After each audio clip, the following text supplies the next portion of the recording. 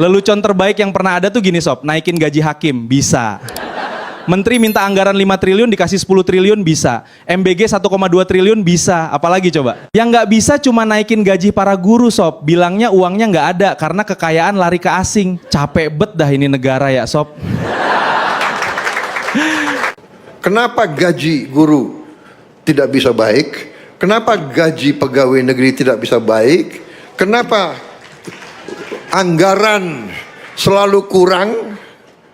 Ya kan? Karena uangnya nggak ada, diambil terus. Saudara-saudara, kebocoran kita hitung, para ahli hitung sekarang adalah kurang lebih 150 miliar tiap tahun. 2.500 triliun tiap tahun. Saudara-saudara sekalian. Dan ini sedang saya perbaiki semua.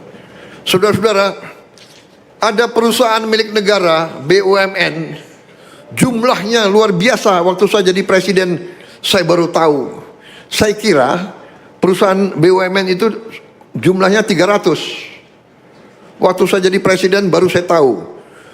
Jumlahnya 1.000 lebih. Sekarang kita sudah tutup kurang lebih, berapa Menseknek? Kurang lebih sudah 240 yang kita tutup. Nggak ada yang untung, rugi terus.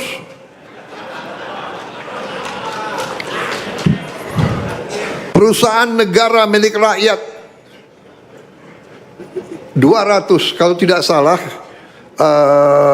kita ujungnya akan menutup kurang lebih 800 perusahaan negara. Minimal 700 lah. Anda bisa bayangkan yang sudah kita tutup 240. Ya benar, Menseknek 240. Itu kalau dihitung umpamanya 4 direksi sama 4 komisaris, itu 8 kali 200, 1.600.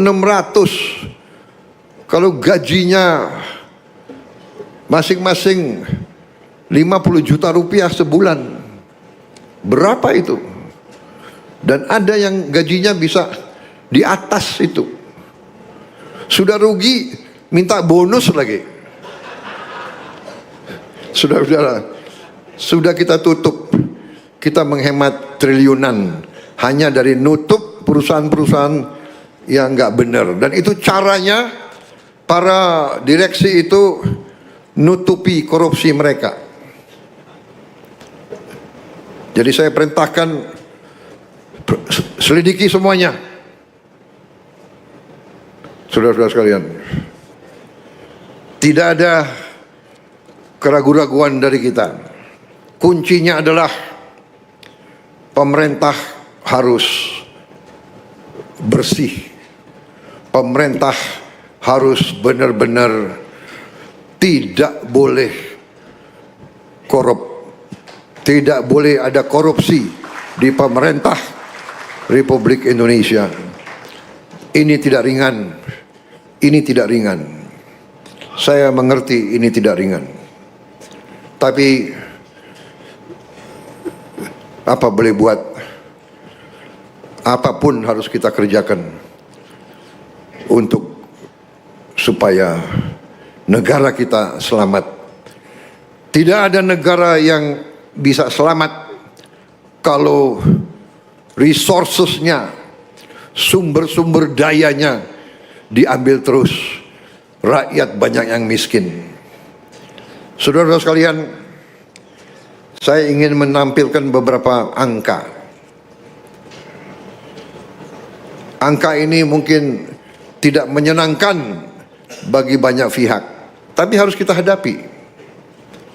Saudara-saudara, kita mengerti dan kita faham bahwa selama 7 tahun belakangan ini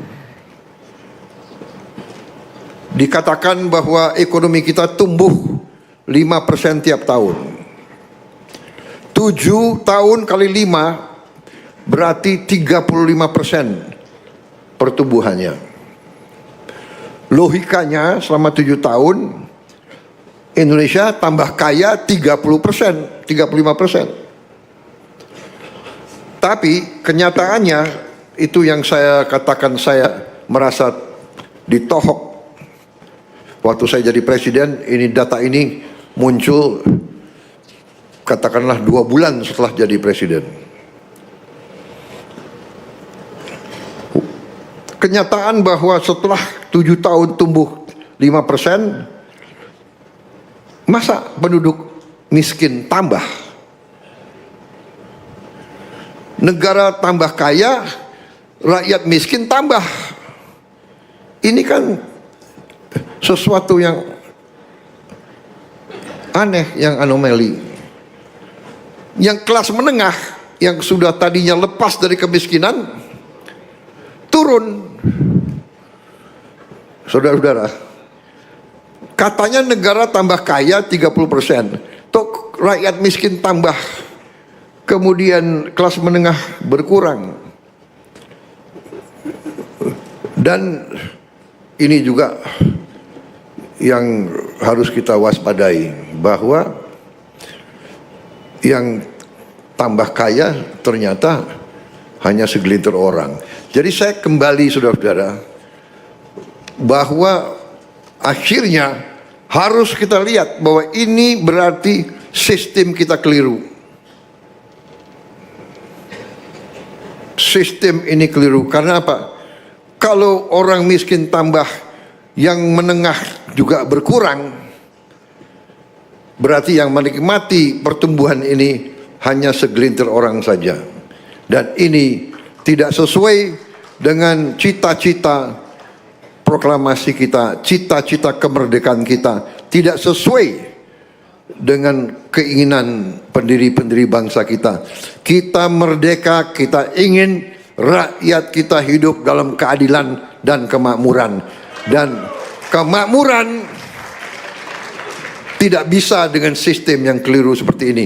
Ini yang saya yakini dan ini yang akan saya kerjakan untuk saya penuhi sumpah saya kepada rakyat, untuk menjaga kepentingan rakyat sesuai dengan sumpah saya waktu saya dilantik, saudara-saudara sekalian.